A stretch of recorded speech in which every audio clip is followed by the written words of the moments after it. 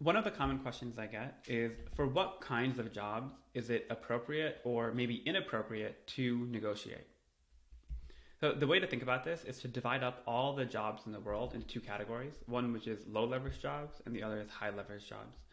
And the idea of a high leverage job is where you can put in one unit of work, and the output of that unit of work can impact many, many people. So you have this compounding effect or multiplying effect on the input. So my thesis or my argument is that you can and should negotiate for jobs which are high leverage. Let me illustrate this by giving you a couple examples. If you are a taxi driver, if you drive a car like Uber or you're a taxi driver in a major city, then I would argue that's a low leverage job. And the way to think about that is look at the gap, the delta between an average taxi driver and the best taxi driver in the city. You're trying to go from point A to point B. The difference in performance between the best and the average is maybe going to be a saving of 20 or 30%. Where like best driver, they can, speed through stop signs and drive a little bit faster, and they will get you to the destination about 30% faster than an average driver. It's pretty good, right? But that's nothing compared to a high leverage job, and the classic one being an engineer. So if you are an engineer working at any kind of company, then as you probably know, there do exist 10x engineers. And the idea is that that engineer can create 10 times more revenue, engagement, 10 times of a better code, like fewer bugs in the code, compared to an average engineer. So the gap between best and average engineer is enormous. And so companies are willing to pay a huge premium in order for the chance to even get one 10x engineer or a 100x engineer. So in that scenario, you absolutely can and should negotiate. And by the way, tech in general is all about leverage. Like the whole idea of a company with software is that you build it, you design it, you create it once, and then it can benefit millions or billions of people. I'm also going to draw a distinction within the high leverage category of a standard job and what I'll call a bespoke or leadership job. So a standard job have a lot of comparable data points. So I'm not saying that they're bad jobs, but I'm just saying that there are many people in that category. So for example, if you're a mid-level engineer or even a senior engineer, you're going to be well paid and you have a lot of ability to negotiate. But the fact of the matter is, there are probably tens of thousands of other senior engineers working in the Bay Area alone, and many more across the country or world.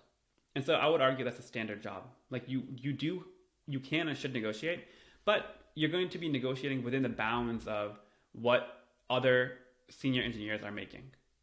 However, what's interesting is when you get to a leadership level, and leadership is an ambiguous term, but one heuristic to apply is if there are less than maybe 15 people with that job function or title at the whole company, if you're working in big tech, then you have made it into leadership, right? So if you are a distinguished engineer at Google or Meta, there are probably only like 10 or 15 distinguished engineers across the whole company.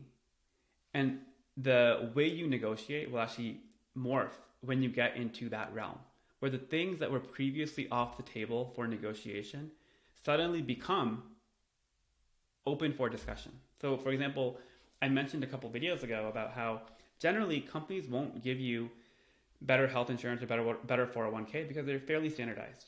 But if you come in as, hey, I'm going to be the CTO, or I am going to be the best engineer in the whole company of 10,000 people, the company will roll out the red carpet for you. They will make exceptions to equity vesting or 401k match or healthcare, or they will go way outside the norm for things like salary. And so that's one comment I wanted to make here is that for standard jobs that are high leverage, you should negotiate. And the game is actually altogether quite different when you get to the very senior levels like staff engineer or senior staff, principal, distinguished, or very high up on the management chain. So just be aware of that nuance as you climb the ladder. Okay, when is negotiation ineffective? So for sure that distinction is important about low leverage jobs versus high leverage jobs. You can still try and negotiate with a low leverage job, but I just don't think that you're going to have that much success.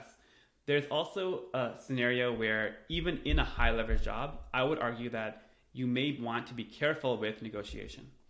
And there are two examples I thought of. One is with time-bound internship. So for example, at Meta has an internship program, which is very well regarded. I literally have never heard of anyone negotiate their compensation as a Meta intern. It's just so standardized. There's thousands of interns every summer. So that's a really good test. Ask yourself, do you know anyone, or do any of your friends know anyone who has ever successfully negotiated this job offer before? And if the answer is no, and the internship, like the job is time bound, like it's a 3-month or 6-month co-op or whatever, then I would argue you could try to negotiate, but it's not worth it because it's a time bound thing. You're going to end and move on to the next opportunity. Similarly, a lot of jobs are what I would call stepping stone jobs. Like the whole point of the job is not really to maximize your earnings, your compensation. It is used to develop your network or learn something which will then lead to a much bigger opportunity. So for example, over one of the summers when I was at Stanford, I did a summer research project. It's very well defined. It's like a 10-week thing. You do a certain number of hours per week and you get paid a certain amount. And the whole point of a research assistantship is that you're not going to become rich off of that. It's a time-bound thing, which is used as a stepping stone to maybe go do a PhD, maybe go do further research with the professor, a lot of things that it can enable. And so I would argue in that scenario too, it's not worth your time or your headache or the company's headache who's offering the job to really negotiate. So that's like the one caution I would have. I am very bullish on negotiation, as you can tell, but here is the nuance that you should keep in mind. And the final thing I want to comment on here is, when could negotiation actually hurt you?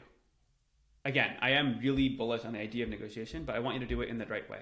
So one scenario where it could hurt is if you negotiate after accepting the job. So let's say that in a moment of excitement or happiness or passion, you say, oh, I accept. And then 1 week later, you realize, oh, wait, I think I left money on the table.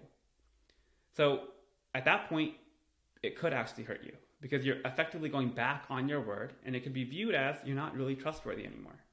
So you have to be very careful about the sequencing and order of when you talk to different companies and what you tell them. And then in general, if you feel like you've been going at the negotiation for too long and you start to sense that it could cause friction or reputational damage where people are really starting to sour on the relationship, I think that is a signal to you that the negotiation is actually hurting more than helping.